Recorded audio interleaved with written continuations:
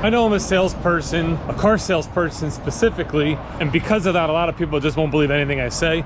But check this out. This is a 2025 Chevrolet Tahoe Premier that Dave F here sold. Customer's gonna be here later to pick it up.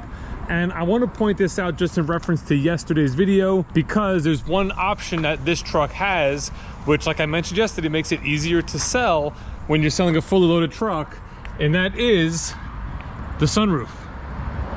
MSRP on this bad boy, $83,705. And like I mentioned yesterday, a lot of times when people buy a fully loaded truck like this, they want it fully loaded. So if you're spending $81,000 and there's no sunroof versus $83,000 and there is a sunroof, people spend the extra money. They want the sunroof.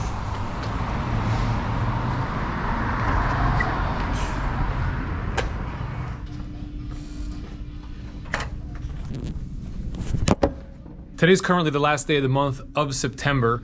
We're all trying to get those last minute units out. We're trying to get everything we can done to deliver and have a good month for September. Now, my month I don't necessarily would define as good. I need one more though to hit a bonus. I wonder how these other guys doing. Hey Dave, how many do you need to hit your bonus? One. Eddie, how many do you need for your next tier? What's the question? Hey Eddie, how many do you need to hit your bonus? Drew? One. What about you, John? How many do you need for your next bonus tier? One. So it looks like we all need one more to hit our next bonus tier. Now for me personally, on the last day of the month, if I need one more deal, I focus on the lot. I'm out here for the majority of the day because generally you'll get 2, 3, 4 customers that might come into the store specifically because it's the last day of the month and they want that last day of the month deal, right? Customers come in with the perception, which is the reality, that they can negotiate better on the last day of the month because we may need a couple deals to hit bonuses and stuff like that, which in this case, as you saw, we all need one more car to hit that next level. So for me, the smartest place to be is really outside, keeping an eye on who's pulling in the lot, you know, who's walking around, who might be shopping and just, you know, out and about looking at cars here in person. Now I stress here in person because we need the customer here to physically buy the car and take delivery and sign the paperwork and, you know, essentially finish the deal today on the last day of the month. Now that doesn't mean we don't do our normal follow-up. For instance, I have a woman I've been dealing with for the last few days from Connecticut on this Suburban. Now there's no shot of her coming down here today, so there's really nothing to talk about other than normal back and forth follow-up, because if she comes in on Saturday, well, we're gonna have October programs. Maybe something is different. So this is something that, although we don't wanna lose track of, we don't wanna lose sight of it, we wanna make sure we pay attention to this customer. We also don't wanna focus on something that's not gonna happen today. I've also been working a customer on this Traverse RS. Now this customer bought 2 Traverses from me in the past, one in 2020, one in 23. Their lease is up in January of 26, and they were trying to see if it made sense to jump out of their car early and go into the new body style RS. The payments are more expensive. I think they're about $150 more a month than what they're paying now. So this is something she's been thinking about. And because she has her car till January, she's not really pressured. So we're doing the follow-up. We're trying to stay in touch. We're sending text messages. We're trying to put the deal together. But at this point, the decision is ultimately hers. I'm also working another customer on a lease that I've never met before. They're a referral from a previous customer of mine. We started talking about leasing yesterday. They're trying to be around $350 a month, $2,000 out of pocket. I can do it on this car right here, this front wheel drive LS Trailblazer, but it looks like they may want a Chevrolet Trax. So I'm gonna go inside, have Sal work up a lease number on a Trax and send that to them. But again, I've never met the customer. We are going back and forth a little bit, texting because they're in work. They can't take the phone call, and maybe they come up today. But again, the odds are, since they're not local, it's probably not gonna happen today, so we're gonna have to rework things for the month of October in case the program's changed. At the moment, the closest thing I have to a new car deal is a previous customer of mine as well, looking at a Silverado EV, maybe a work truck that I have in one of my other stores. We'll see. It's like a last minute thing because the $7,500 federal incentive ends today, so it's got to be done today. But there's a tremendous amount of savings on that truck and is 0% for 60 months. The issue is the guy wanted to lease. This would be a purchase. So right now, the last thing he mentioned to me was he may stop by with his Traverse as a trade-in. He's going to talk to the wife and see if they want to take a ride down. If I get that new car deal, that'll put me at the 3 I need to qualify for the bonus tier. Yes, you heard me right. 3 cars. You know, on our new car bonus with General Motors, we need at least 3 new sold to qualify. Now, it's September 30th. I'm at 2 new, 1 used. I only have 3 cars out for the month. So this is now my worst month in the car business. But there's a reason for that. And I'm gonna break it down. I got a calendar here in front of me, and we're gonna talk about the month and basically where I've been and what's been going on all month. So as we look at the calendar here for September of 2025, Monday is technically the first day of the month. Now, this day doesn't count because that was Labor Day, and because the last day of the month fell on a Sunday, technically Tuesday was the last day of August for us as far as General Motors is concerned.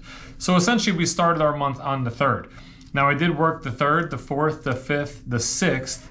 Sunday we're closed. I did work Monday, the 8th. The 9th I'm off. And I had no appointments, so I didn't come in. I worked Wednesday, Thursday, Friday, and Saturday. So 1, 2, 3, 4, 5, 6, 7, 8, 9 days that I worked prior to me going on my trip to Colorado. Now in that 9 days, I sold 3 cars. I sold 1 on the 3rd, I sold 1 on the 6th, and I sold 1 on the 10th. Now in those days too, I was preparing to run the Pikes Peak Marathon, so I was doing a lot of training, a lot of gym sessions, a lot of running in the morning and at night and doing things to get ready. So, you know, I tried to stay focused at work as much as I can, obviously. I didn't do anything as far as YouTube is concerned. I kind of put that on the back burner because I was busy with other stuff. And ultimately, I just talked to as many customers as I can get in front of. It was just a little bit of a slow start to the month. Now after work on Saturday, I went up to Pennsylvania to my parents' house and we drove out to Colorado. That's when we started the drive. That Sunday is when we had the breakdown on the Traverse, where the body control module needed to be replaced on Monday. That was the BCM. Tuesday we arrived in Colorado, which by the way is beautiful country out there. I don't know if you've ever been out there, but it's definitely worth vacationing somewhere out in Colorado in those Rocky Mountains. It's absolutely gorgeous. On Wednesday the 17th, we did the Cog Railway up to the top. So there's the top of Pikes Peak, a little cloudy. Oh, cool, 40 degrees. A little cool. Not much of a view from this side anyway. We're literally in the clouds. It's so cool. We also did the Flying W Ranch dinner music show, which was a great time.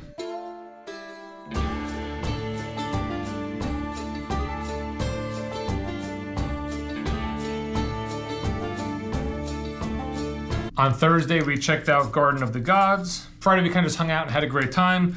Saturday was the ascent. That was when you do the 13 miles up Pikes Peak.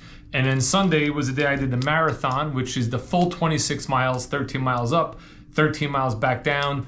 Just taking a quick minute here to enjoy the view.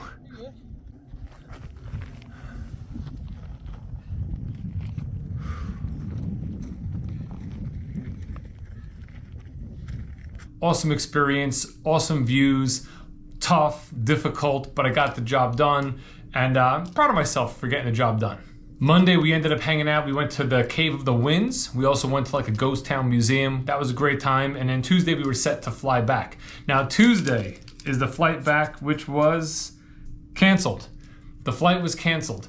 And this is funny because on the way out, we had car trouble, right? The Traverse body control module had an internal fault. The computer module had to be replaced. It kind of left us stranded for about 8 hours, 9 hours, I would say, as far as time lost on our journey.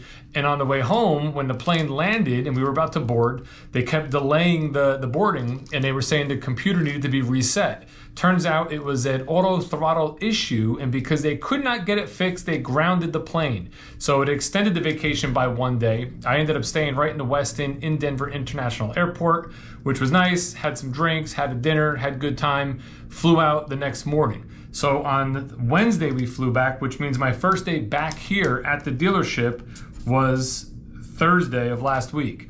And I worked Thursday, Friday, Saturday, Monday, and today is Tuesday I'm working. It's the last day of the month, but we have a rule here. If your day off falls on the last day of the month, you work all day. So for the month, I worked 1, 2, 3, 4, 5, 6, 7, 8, 9, 10, 11, 12, 13, 14 days for the month of September that I was actually at work. And ironically, for this month, I had 14 showroom visits. That's 14 people that were at my desk with me here at the dealership.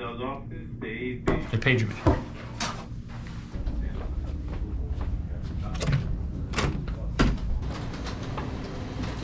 How you making out? We're just working out the details on this Silverado EV deal. I did make an appointment. My gentleman's on his way down. I called him back and told him to hold off though, because we ran into something in that this 2024 Silverado EV work truck has a rebate on it The problem is because of the battery contents, it didn't qualify for the 7,500. So the rebate that's on that vehicle includes the offset that GM did to compensate for the 7,500.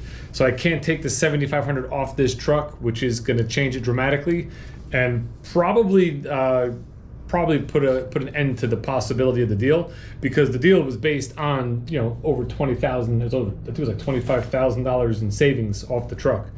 Now we're subtracting 7,500 from that, but we'll present it and see what he thinks. Okay, I'm back again. 14 customers that came in through the showroom. The first one, like I was mentioning, was actually a body shop customer. His wife was really into looking at something new. He was like, are you kidding me? Our car will go another 100,000 miles. I'm not buying anything new. So that kind of got ended immediately. The next gentleman that came in, I ended up selling. The next one that came in was the one on a Traverse RS. Still a working deal. She has her lease till January, so month to month, we're gonna stay in touch, and I sold her 2 so far. I'm confident we'll sell her a 3rd. The next one, gentleman came in looking at a Traverse, currently had a Volvo XC90 lease that was ending. He was also going to Volvo after leaving here. Now, we followed up with him that same day. He was actually at the Volvo store. We said, cool, get the information you need. Anything you need from us, you know, we'd be happy to help you out. Since then, 3 voicemails, 3 texts, got ghosted, assuming he actually went with the Volvo. The next one was a previous customer of mine from years ago. I sold him 3 cars, has a Buick lease ending in, I think it was in March of 26. Similar situation to the other customer, right? People itch, they want to get out of the vehicles, they want to see if they can get out of it and into something else. In this case, with today's times, prices are a little bit higher because interest rates are still up, so it doesn't really make sense. He'd be leaving a car with low mileage and a lower payment to go into a newer car, less equipment for more payment. So again, month to month, we'll stay in touch. Maybe we'll put something together before the lease is over in March. Next customer that came in, I sold. That was the used car. Then we had a gentleman that came in looking at EVs, but really he wanted a plug-in hybrid. He wanted something that still had a gas engine backup. He wasn't gonna do full EV, so Chevrolet, we don't offer that. Next person came down, they were looking at an Equinox. I have a note here that left 5 voicemails, never got a response since the day they were here. Next customer was driving an Acura MDX, wanted something bigger, wanted to look at a Suburban, never seen one in person. I remember the day he was here, this was right before I left on my trip. He test drove one, he liked it a lot, obviously has to bring the family in. When I got back, I reached out to him and he said he's a couple months out, he kind of put it on the back burner. Next gentleman came in, we sold him a new 2026 Chevrolet Trax. Then I had a customer that was thinking about taking advantage of the Equinox EV just to get all the incentives, to lease one. He's currently in the Chevrolet Bolt. He bought 2 Bolts from us. The problem is the Equinox EV will not fit in his garage. His garage is pretty small, so he decided just to end it and not look any further. He's just gonna keep his current car. The next customer I had that came in was also a Volvo customer, lease ending, looking at a Traverse. They ended up also staying with Volvo. Now, I don't know why. I could assume maybe Volvo had some great programs for returning leasees and things like that versus our Traverse, if it was a money thing, or maybe it was just a vehicle thing. Maybe they liked the Volvo better than the Traverse and that's why they stayed with it. The next 2 customers that I had, which were actually after my vacation. So since I've been back, I've only had 2 showroom visits. It's been pretty slow as far as people coming in. Both of them are still technically in the market working. One of them has a Nissan lease that's ending in a couple of months. I don't know if I can buy him out of it. I'm waiting for her to get me the information so I can find out, because it's through a credit union. It's not through Nissan's bank.